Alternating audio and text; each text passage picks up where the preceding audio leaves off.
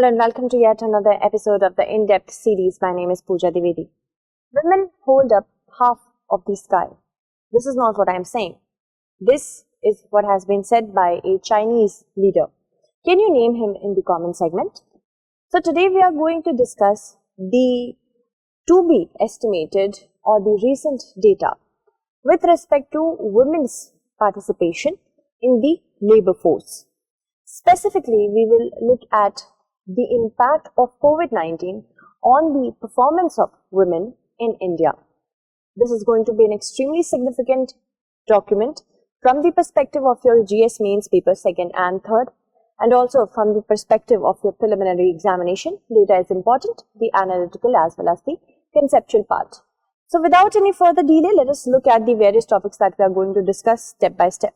First of all, let's discuss the backdrop. Now, our country is set to become the world's most populous, as the United Nations has forecast the population to touch 1.43 billion on April 14. So it will overtake many countries.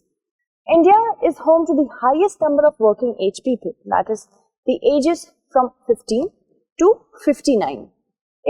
The basic notion for India to tap its demographic dividend, is to first create more jobs to keep its world-beating growth on track and also foster employment conditions which are favorable to women.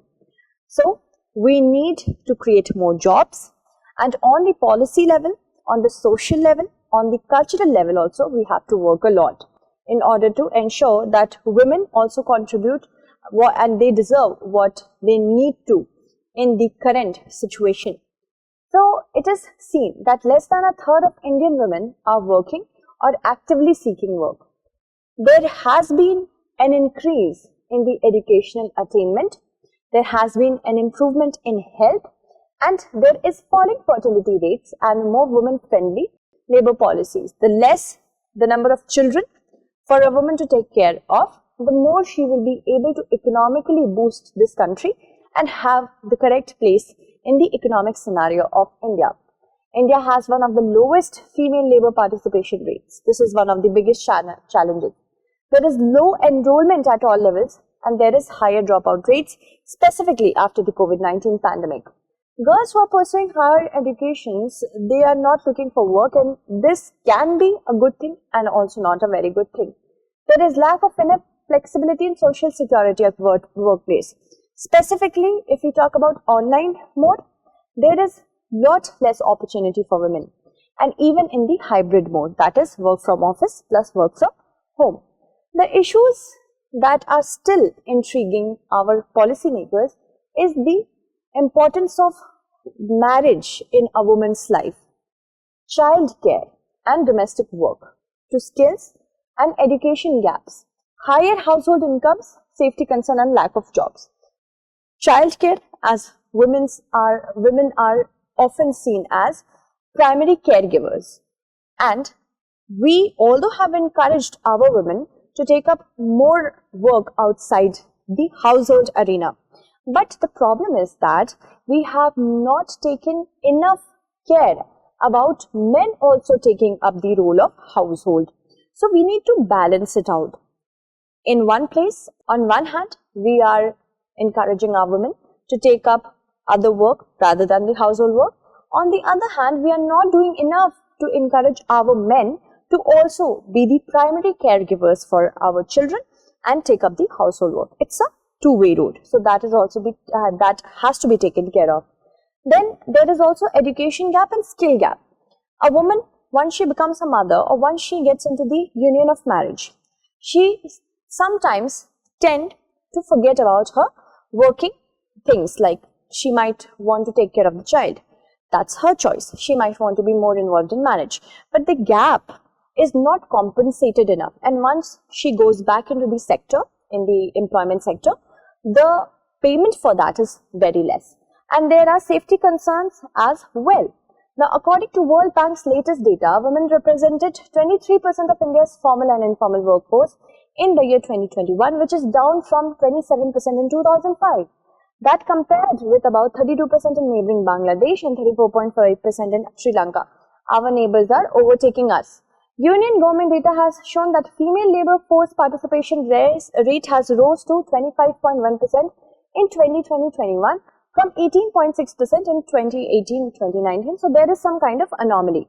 It is often said that current measuring tools were inadequate for accurately gauging the female participation in the labor force, and that tends to underreport the proportion of working women.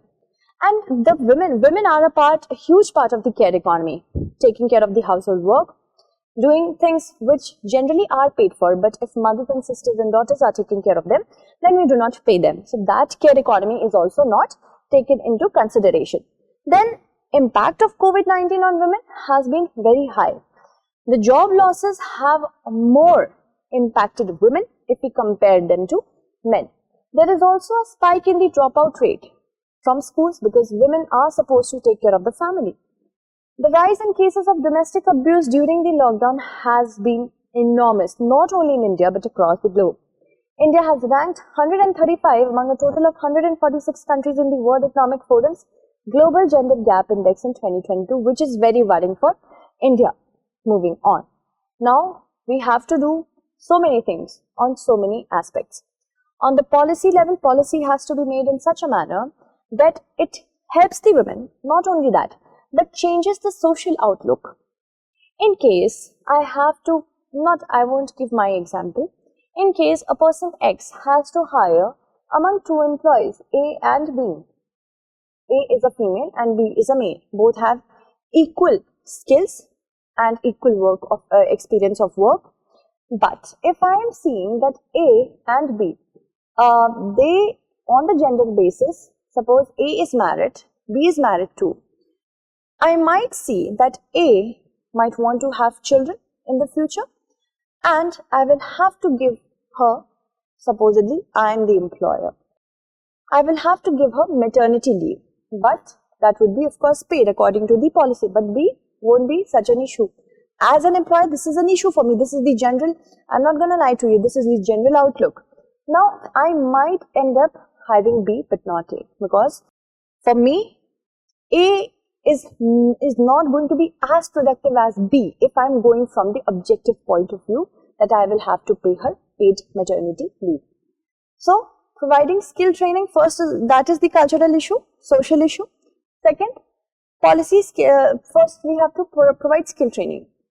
Now in the age of artificial intelligence, cloud computing, machine learning, we have to upskill our women in order for them to meet the demand of the current industry, specifically in the gig, platform and care sectors. There has to be more investment, gender budgeting has to be done. Certain industries need more women to participate. For that, budgeting and incentive should be given from the government side. Also, if for working mothers, I have to provide a condition in which she can work freely without being very, concerned about her child's safety. I can also provide her child care services. We have to do investment to set up child care services through collaborative mode. The National Creche System is a scheme which is not funded very well right now. So we have to revitalize the provision of the scheme and create public creches with skilled staff who are able to help our working women. Moving ahead. Now, other than this, we also have to ensure that in schools and colleges, the studies should also be devoted to women's participation not only in the labor force, but throughout history, the importance of a women role model, and the importance of creating a condition in which women can be very vocal about their needs and wants. Not only at the policy level, but also from the cultural level, we have to ensure that we train. There is a very important, there are 2-3 lines which I have heard in recent times which has made me to think that we have raised our daughters like our sons. Sons, they work outside, they make money, and the rest they are not expected to do, like the household work. But rather than that, we should have raised our sons like our daughters, because daughters can go out and make money, but also take care of household work. So we should not feminize any work, like household work is only for women. It's not supposed to be like that. It's a two-way street. It's a skill. Any household skill can be learned by any person irrespective of their gender. So, from the cultural perspective, from the policy perspective, a lot has to be achieved. And I hope the current generation has understood a lot and it will continue to follow whatever legacy that we are going to pass. So I hope you understood this topic. That's it. Thank you so much for watching.